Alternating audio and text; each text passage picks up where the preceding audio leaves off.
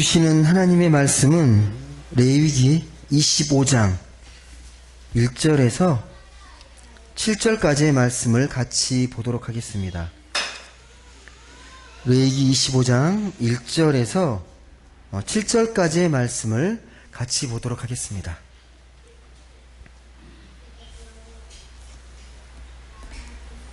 레위기 25장 1절에서 7절 말씀, 우리 말씀을 한 절씩 교독해 읽도록 하겠습니다. 제가 먼저 1절 말씀을 읽겠습니다.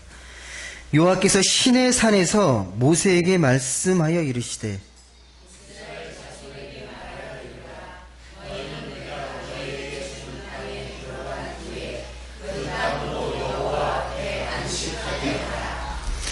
너는 6년 동안 그 밭에 파종하며 6년 동안 그 포도원을 가꾸어 그 소출을 거둘 것이나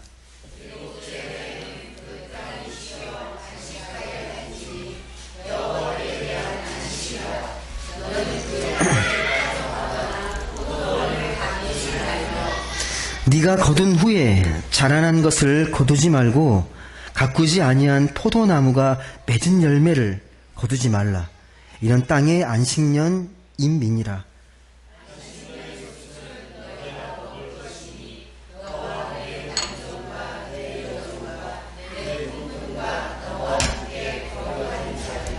(7절) 같이 읽겠습니다. 내 가축과 내 땅에 있는 들 짐승들이 다 그 소출로 먹을 것을 삼을지니라. 아멘. 예. 말씀 나누기 전에 오늘 아시겠지만 지금 안성진 목사님이 지금 단기 선교 중입니다. 다음 주까지 3주간의 일정인데요. 지금 한창 이제 좀 지치고 힘들 시기거든요. 그래서 생각나실 때 모든 일정이 하나님의 은혜 가운데 잘 마칠 수 있도록, 특히 대학생들과 함께하는 시간들이니까 많은 에너지와 힘이 필요합니다. 많은 기도를 부탁드리겠습니다. 오늘 말씀은 쉼과 안식이라는 주제로 말씀을 같이 나누도록 하겠습니다. 오늘 읽었던 말씀이 레위기 말씀인데요.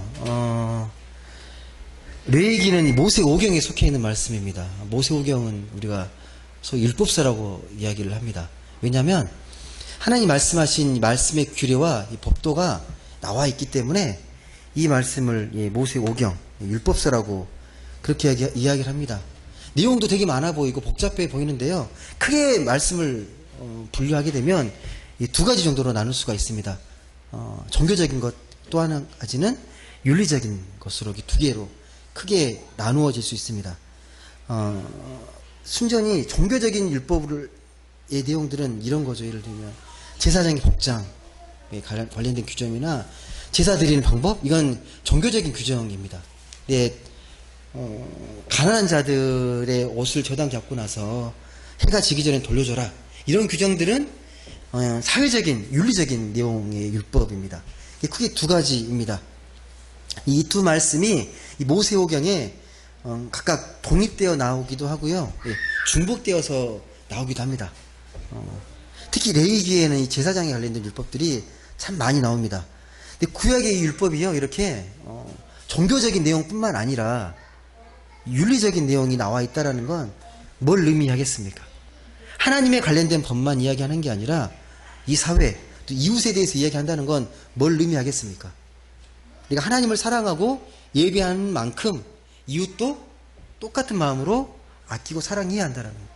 하나님의 사랑으로 창조된 피조물들이기 때문에 이웃과 사회, 모든 만물들도 똑같은 마음으로 사랑해야 한다는 것입니다. 근데 이 율법을 좀 다른 관점에서도 볼 수 있어요.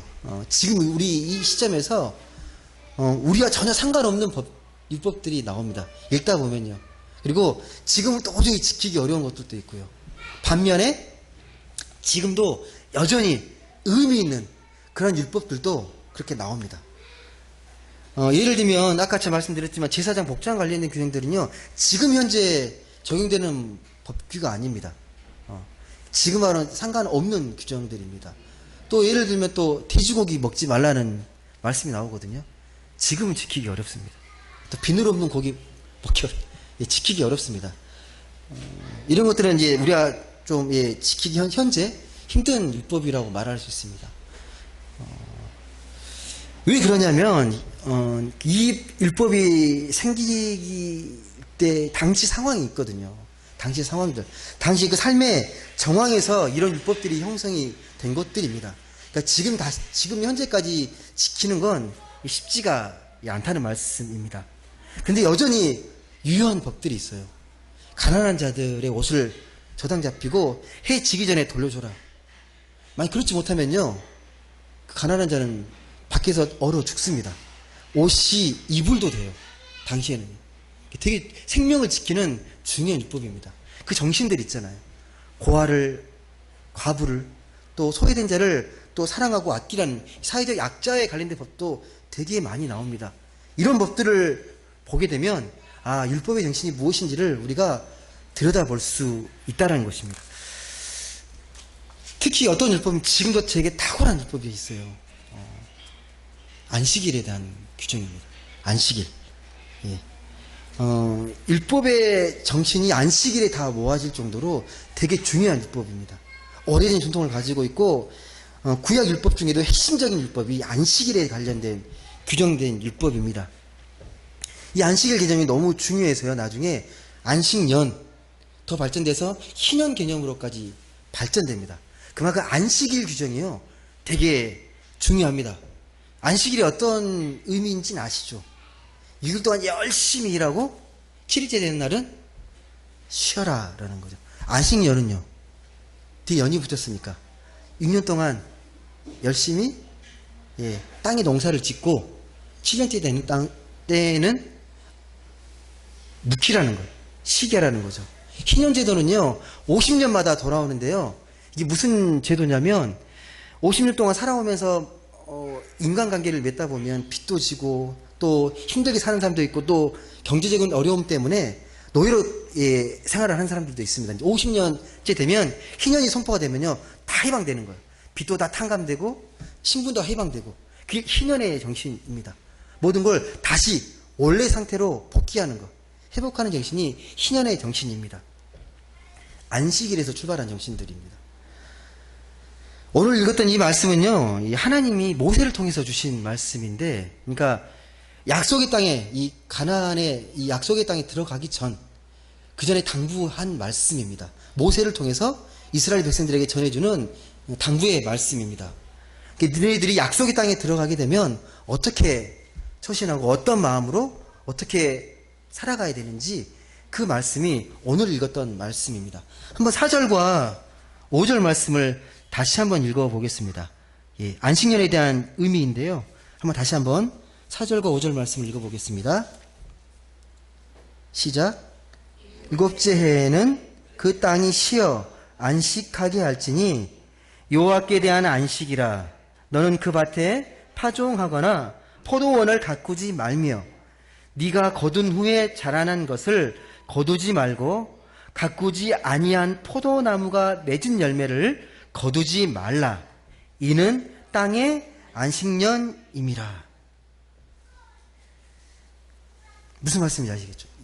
7년째 되면요 열심히 땅을 거두었던 것들을 이제 그만하고 묵히라는 거죠. 7년째 되면 아무것도 하지 말랍니다.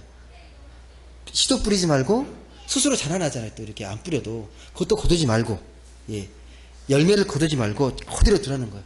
이게 7년 안식년의 의미라는 겁니다. 근데 이 발상이요 지금도 매우 놀라운 발상이에요. 생태학적으로요 매우 놀라운 발상입니다. 이 말씀은 하나님이 우리뿐만 아니라요 모든 창조 생명을 아끼시고 배려하시는 그 깊은 의미가 담겨 있습니다. 여러분, 땅이 막 아프다고 막 배고프다고 막 소리 지르거나 말하지 않습니다. 근데 그렇다고 해서 땅을 함부로 막 계속 굴리게 되면요 땅도 결국 지치게 되고 병들고 땅도 죽습니다. 우리가 보고 있는 현상이잖아요. 땅도 무한정 이 양식을, 우리가 원하는 만큼의 양식을 계획한 만큼 생산해내긴 어렵다는 겁니다. 최소한 6년 동안 열심히 땅을 이용했으면 7년째에는 좀 쉬게 해줘야 된다는 게 하나님 말씀하신 이 안식년의 원리입니다. 그러니까 7년째 되면 씨도 뿌리지 말고 줄로 자란 것도 거두지 말고, 아예 7년째 되면 손도 대지 말라는 게 안식년의 의미입니다. 우리나라도 이런 농사법이 있는지 모르겠어요. 제가 잘은 모르겠는데, 그러니까 이 땅 열마지기 딱 지면, 이 구마지기만 땅 농사 짓고, 한 마지기는 시기하면서 돌아가면서, 혹시 이런 제도가 있었는지 모르겠습니다. 들은 것 같기도 하고 안 들은 것 같기도 하고 그래서. 예. 근데 이런 식으로 그냥 땅의 기력이 유지가 됩니다. 계속 이용하면요, 땅도 황폐해지잖아요. 예, 오늘날 그렇지 않잖아요. 이 생산성을 되게 중요시하다 보니까 땅을 시기하지 않습니다.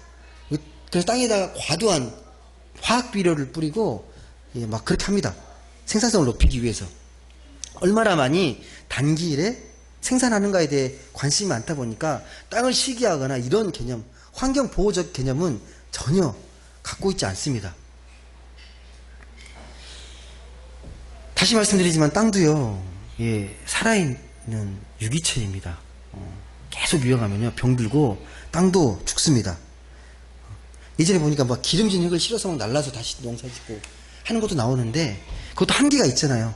농업기술이 아무리 발달해도요, 땅의 생명을 계속 죽이면서 할 수 있는 건 분명히 한계가 있다고 생각이 됩니다. 그래서 오늘 성경에 있는 말씀처럼요, 일정 부분 좀 땅을 묵히고 땅의 기력이 회복될 때까지 기다려주는 것 되게 지혜롭다고 저는 생각을 합니다. 예. 제가 농사에 아는 게 별로 없어서 여기까지만 제가 은근하게 별로 아는 게 없어가지고 오늘 말씀은요, 이 안식년 제도에 대한 이야기입니다. 왜 이 안식년 제도가 계속 발전되고 또 계속 지켜졌는지 그 의미를 살펴보는 게 매우 중요합니다. 이 안식년 개념도요, 그러니까 6일 동안 열심히 일하고 7일째 쉬라는 그 개념에서 나왔습니다. 그 안식일 개념에 그 뿌리를 두고 있습니다. 그러니까 사람도 쉬어야 되지만 땅도 쉬어야 한다는 게 말씀의 정신입니다. 그럼 뭘 강조하려고 그럴까요? 쉬어서 뭐 하자고? 예. 우리가 7일째 쉬잖아요? 땅도 7년째 쉬는 의미가 뭡니까? 쉬면 뭐가 좋은 거죠? 마냥 좋습니까? 뭐 어떤 의미죠? 쉼을 통해서 뭘 말씀하시고자 하는 걸까요? 예. 일단은 우리가 7일째 우리가 안식일 하는 건 열심히 일했던 이 노동으로부터의 자유입니다. 쉬는 겁니다. 노동으로부터의 자유. 이제 그것부터 늘어진 게 쉼인데, 근데 창세기의 말씀을 보게 되면 노동에 대한 이미지가 별로 나쁜 이미지로 우리가 기록이 되어 있습니다. 예, 창세기 보시게 되면 이 아담과 이브가 에덴 동산에서 선악과를 따먹고 죄를 지음으로 인해서 쫓겨나잖아요. 쫓겨남으로 인해서 여자에게는 아이를 낳아야 되는 이 산고의 이 고통을 징벌로 내리셨고, 남자들은 이제 나가게 되면 열심히 땅을 파고 땀을 열심히 흘려야 그렇게 먹고 살게 되는 노동의 고통에 대해서 그렇게 이야기를 합니다. 그러니까 징벌의 의미인 거죠. 징벌의 의미. 징벌의 의미입니다. 네, 여러분 정말 그렇게 생각되십니까? 예. 쫓아내고 하나님께 징벌하는 데 의미를 두겠습니까? 에덴 동산에 있었을 때는 모르지만 이제 쫓겨나서 새로운 땅을 개척하고 새롭게 살아가는데요. 이 인류가 살아가는데 두 가지 큰 기둥이 된 게 두 가지, 노동과 출산입니다. 이게 인류를 지탱했던 두 가지 중요한 핵심 내용입니다. 우리가 인류를 지탱했던 핵심 내용들입니다. 그래서 이 노동과 출신이 겉으로 볼 때는요, 하나님 벌하신 것 같지만요, 우리를 향한 깊은 배려가 담겨 있습니다. 계속 살아가게 해야 해요. 이 삶의 긍휼의 은총이 이 노동과 이 출산에 담겨 있다는 말씀입니다. 겉으로 볼 때야 징벌인 것 같지만 어떻게든 살아내게 하기 위한 하나님의 기쁘신 선물과도 같은 게 이 노동과 이 출산이라는 겁니다.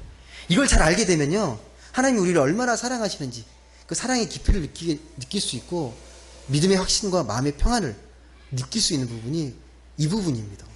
하나님 끝까지 우리를 포기하지 않으시고 우리를 사랑하시는구나. 그래서 도로트 젤레라는 그 여성, 독일의 여성 신학자는요, 그가 쓴 책 중에 노동과 사랑이라는 책이 있거든요. 거기서 뭐라고 얘기하냐면 핵심 요지가 노동과 사랑이 구원의 완성이다라고 말합니다. 노동과 사랑은 하나님께서 우리에게 허락하신 구원의 완성을 위한 선물이다라고 말씀합니다. 그런데 왜 그렇게 되지 못했냐? 변질되었다는 거죠. 노동도 변질되었고 사랑도 변질되었다라는 것. 사랑도 조건으로 사랑하고 상품화되어 있고 이 노동의 가치도 돈으로만 환산하는 물질적 가치로만 환산하기 때문에요. 진정한 노동의 가치를 모른다라는 거죠. 그래서 아무리 열심히 일하고 우리 열심히 사랑하는 것 같지만 허무하고 재미없게 느껴지고 삶의 행복을 느끼지 못한다는 게 이 책의 요지입니다. 이게 진정한 노동과 사랑을 하게 되면 우리가 참된 구원에 이룰 수 있다라는, 오히려 하나님의 선물이다라는 겁니다. 그러니까 노동과 이 출산에 대한 우리가 본래의 의미를 잘 느끼고 살아갈 수 있으려면요, 본질적 의미를 회복해야 합니다. 진짜 노동이 뭔지, 진짜 이 출산이 무엇인지 그걸 알아야 우리의 삶이 허무하지 않을 수 있다라는 게 이 책과 또 우리 성경이 이야기하는 말씀의 요지입니다. 우리나라 이혼율이 얼마나 되는지 아시죠? 30-40% 정도 되거든요. 그러니까 대략 계산하면, 그러니까 쉽게 환산하게 되면요, 5쌍 중에 2쌍 이상은 이혼하는 걸로 생각하시면 될 것 같습니다. 지금 싱글맘, 싱글데드가 되게 많잖아요. 우리 사회에. 홀부모가 되게 많습니다. 그만큼 분명히 사랑해서 결혼했을 텐데 헤어지잖아요. 사랑에 대한 어떤 기본적인 이해가 다른 거죠. 그만큼 왜곡되고 병들어 있습니다. 노동도 마찬가지예요. 노동이 정말 신성하다고 하는데 이 세상에 보면 노동만큼 가장 어렵고 골치 아픈 문제가 없어요. 노동 때문에 싸우고 노동 때문에 계속 분쟁하잖아요. 이 변질된 사랑과 노동을 회복하려면요, 본래의 의미, 이 사랑과 노동에 대한 이 본질적 의미가 회복되어야만 가능합니다.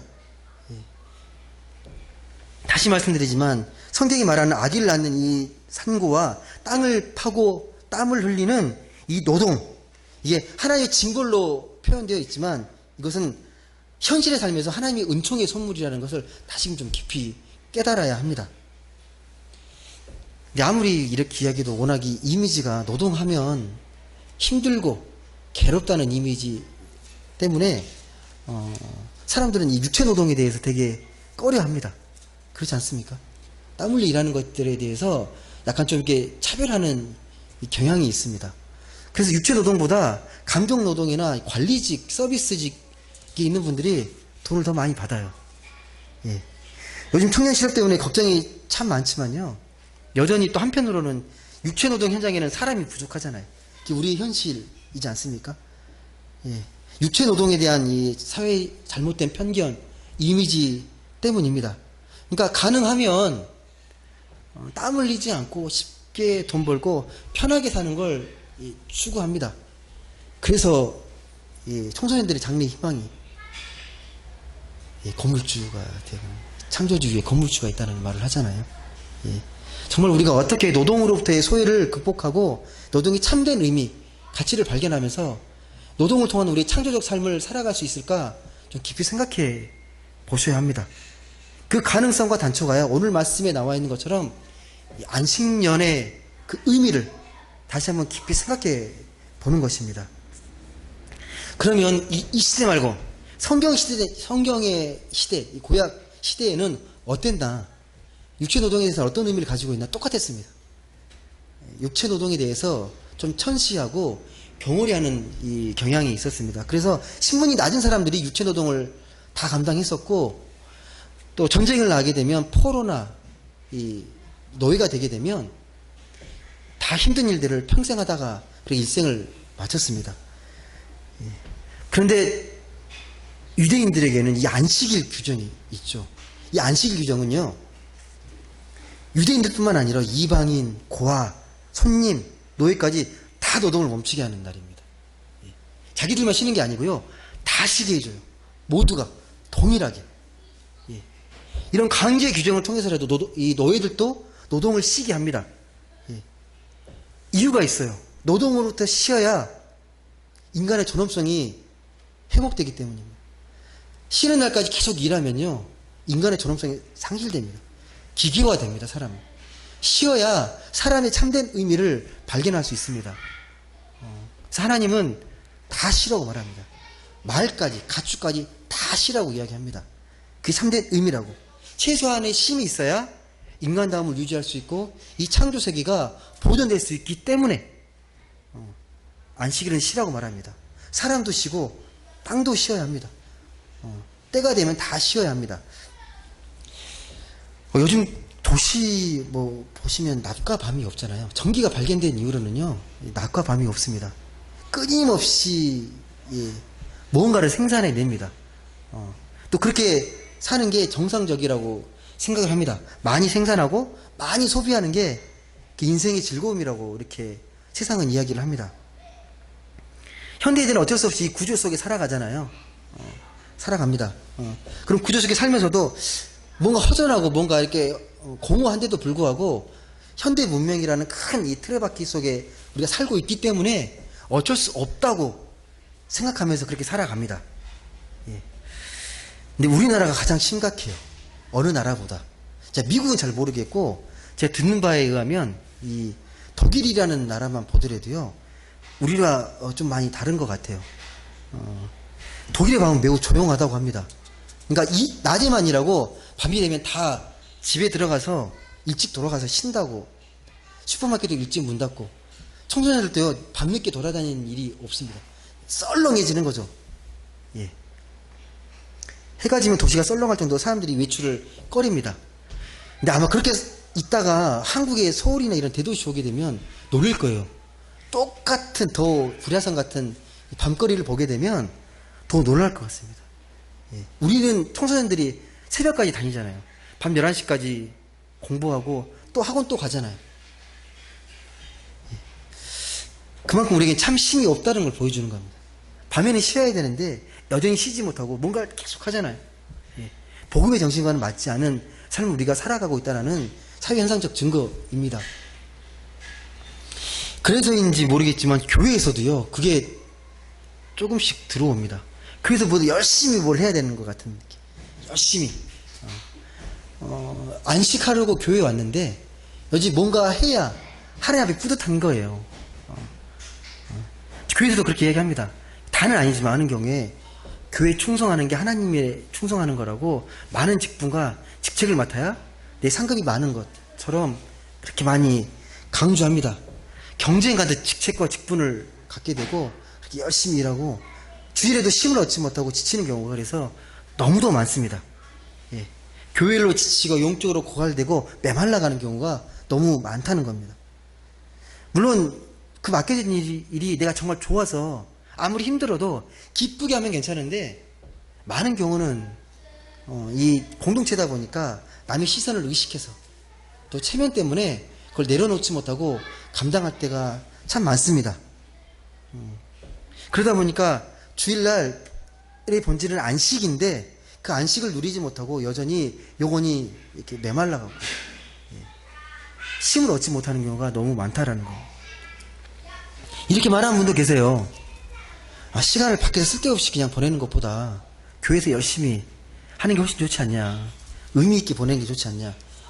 전혀 틀린 말은 아닌데요, 그래도 쉼이 없는 건 문제입니다. 아무리 뭘 하더라도 주일에 안식을 누리지 못하면 그건 참된 안식일을 보내지 못하고 있다는 증거입니다. 하나님을 경험한 사람들은 한결같이 영혼과 정신에 이 쉼을 발견하고 참된 평안을 얻었습니다. 예, 안식을 통해서. 저희 교회가 작은 큰 교회는 아니지만요, 안식의 본질을 놓지 않으려고 합니다.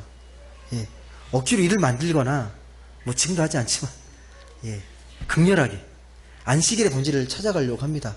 예. 예수께서 그렇게 말씀하시면서 수고하고 무거운 짐진 자들아 다 내게로 오라, 내가 너희를 쉬게 하리라. 쉼에 대해서 말씀합니다. 그만큼 쉼은 중요합니다. 뭔가 열심히 하는 것보다 더 중요한 건 우리가 안식하고 쉼을 얻는 겁니다. 그럼 구체적으로 무엇이 쉼입니까? 우리가 무엇을 쉼이라고 말할 수 있겠습니까? 어떻게 하면 쉼이 되죠? 아무것도 하지 않는 게 쉼입니까?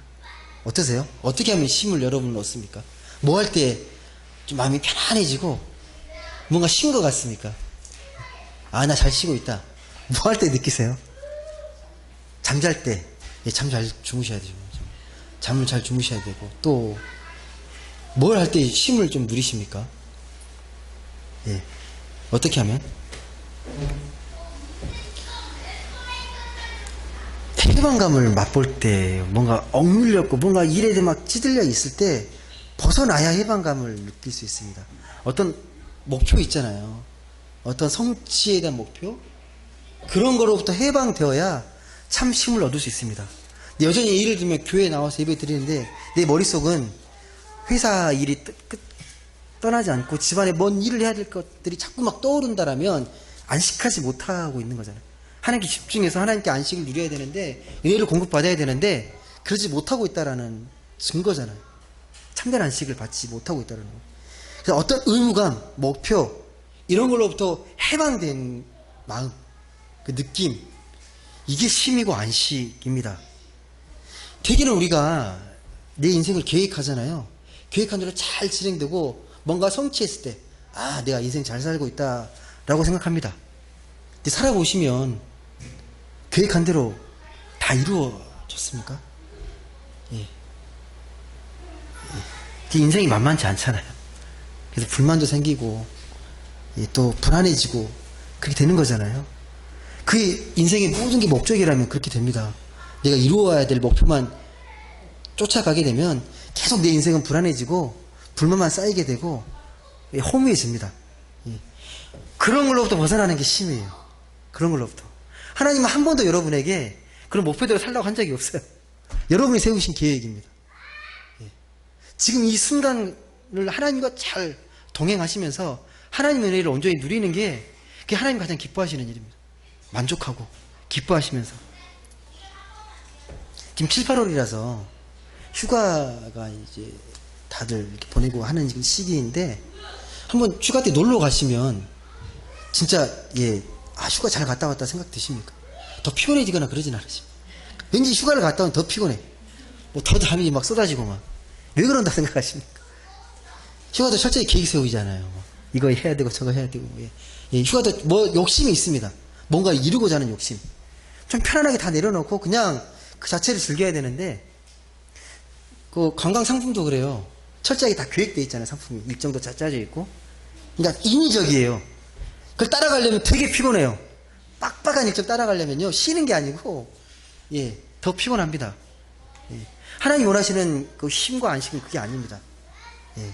이 자연을 창조하시고 그 자연에서 느껴지는 그 순리가 있거든요. 자연의 편안함. 나도 그 한 자연의 일부로서 주님이 주신 그 평안함을 잘 느끼는 게 쉼이고 안식입니다. 뭘 하려고 하지 마세요. 있는 그대로를 느끼고 그걸 내가 평안함으로 받아들이는 게 매우 중요합니다. 예. 다시 본문으로 돌아가서 보시면 하나님은 지금 안식년을 이야기합니다. 7년째 땅을 묵히라고. 근데 만약에 7년째 정말 농사를 안 짓게 되면 어떤 일이 벌어지겠습니까? 열심히 6년 짓고 7년째 농사를 안 짓게 되면 어떤 일이 벌어질까요? 우리가 그냥 상식적으로 그 해 농사를 안 지었으니까 그만큼의 생산량이 없잖아요. 그럼 먹고 살기 팍팍해지지 않겠습니까? 예. 근데 왜 이렇게 묵히라고 할까요? 왜 묵히라고 하죠? 한번 6절과 7절을 보겠습니다. 그 의미가 나와 있거든요. 6절과 7절. 그 의미, 6절과 7절. 같이 읽어보겠습니다. 시작. 안식년의 소출은 너희가 먹을 것이니 너와 내 남종과 내 여종과 내 품꾼과 너와 함께 거류하는 자들과 내 가축과 내 땅에 있는 들짐승들이 다 그 소출로 먹을 것을 삼을지니라. 아멘. 무슨 말입니까? 쉬게 되면요, 모든 사람이 먹을 수 있다. 예. 배고프지 않을 수 있다라는 거. 예. 되게 구체적으로 열거하잖아요. 뭉뚱그려 얘기하지 않고 세세 하나씩 다 기록합니다. 하나님은 다 기억하고 계시죠. 들짐승 하나까지도 다 하나님이 사랑하시고 아끼는 피조물이시기 때문에. 예. 그러니까 세상의 상식과 맞지 않은 논리죠. 예. 간단히 생각해도 생산량이 줄어들면 그만큼 사람 먹고 살기에 부족해지니까 힘들 텐데, 성경은 오히려 그래야만 모든 사람들이 먹고 살 수 있다고 말합니다. 그 모든 사람들 속에는요, 남종, 여종, 가난한 자, 장애인, 짐승들까지 다 포함되어 있습니다. 이 지구상의 모든 생명이 함께 먹고 살 수 있는 길은 땅의 쉼을 주는 것이라고 우리에게 말씀합니다. 근데 이런 안식년 가르침을 문자적으로 오해해서는 안 됩니다. 아, 무조건 7년 되면 일 안 해야 되겠다. 그 의미가 아닙니다. 예. 그 의미와 정신을 잘 캐치하셔야 됩니다. 뭐 7년 단위로 하든 10년 단위로 하든 왜 그렇게 하라고 하셨는지 그 의미를 잘 깨달아서 그 의미를 잘 계승해 나가면 됩니다.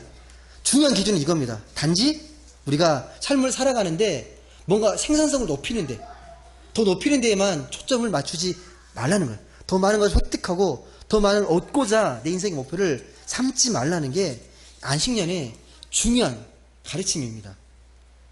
그래서 이 시대에 필요한 쉼과 안식이 무엇인지를 좀 들여다보셔야 합니다.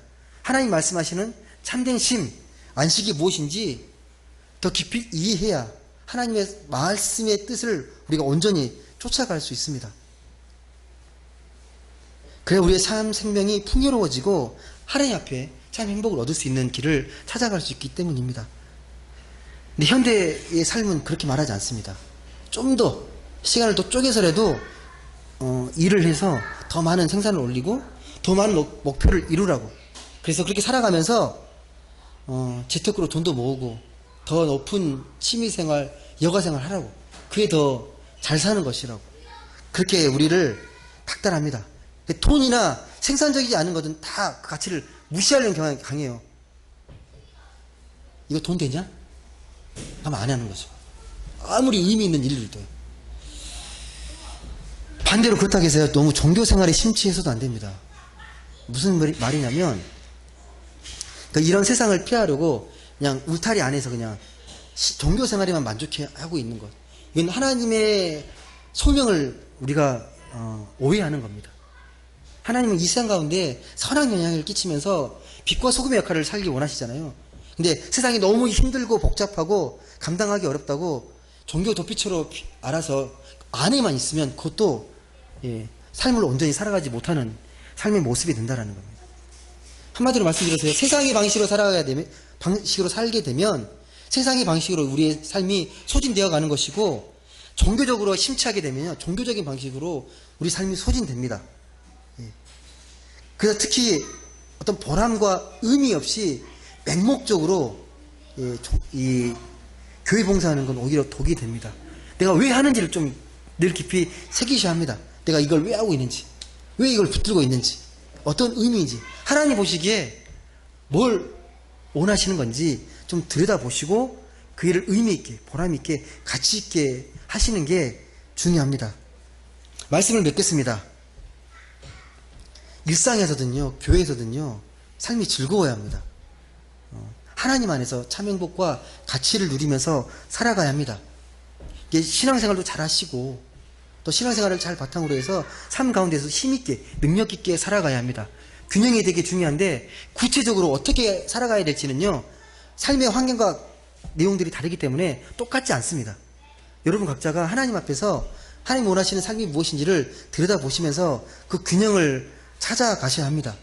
단지 여러분이 지금 오늘 말씀하신 것처럼 영혼의 쉼과 만족이 있는지를 들여다보시라는 겁니다. 참된 쉼과 만족이 내 안에 있는지, 그 안에 만족과 기쁨이 있다면요, 그 만족과 기쁨을 향해서 한 걸음 한 걸음 계속 걸어 나가시고, 없다면 좀 겸허히 내 욕심을 좀 내려놓고 하나님 앞에서 참된 쉼과 안식을 얻을 수 있도록 말씀 앞에 내 자신을 세우시길 바랍니다. 하나님께서 분명히 말씀해 주시리라 믿습니다. 그런 삶으로 참된 이 안식의 정신으로 참 행복을 누리며 살아가는 모든 분들 되시길 주님의 이름으로 간절히 소망합니다. 기도하겠습니다.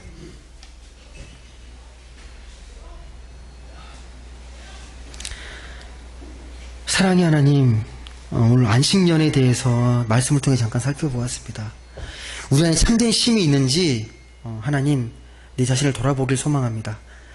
우리의 삶이 정말 하나님 보시기에 기쁨이 넘치고 또 은혜가 넘치고 또 삶의 기쁨으로 충만한, 그래서 우리의 삶이 행복으로 채워지는 그런 귀한 삶으로 나아가게 해 주옵소서. 성령께서 도와주시고 성령께서 힘주셔서 성령의 능력으로, 성령의 지혜로 오늘 우리가 살아가는 이 삶의 현장이 더욱더 기쁨과 감사로 온전히 채워질 수 있도록 주님 역사하여 주옵소서. 참된 안식과 쉼을 통하여 우리가 더욱더 생명력 있게 창조적인 삶을 살아가는 우리 모두가 되게 하여 주옵소서. 감사드리며 사랑이 많으신 예수님의 이름으로 기도드립니다. 아멘.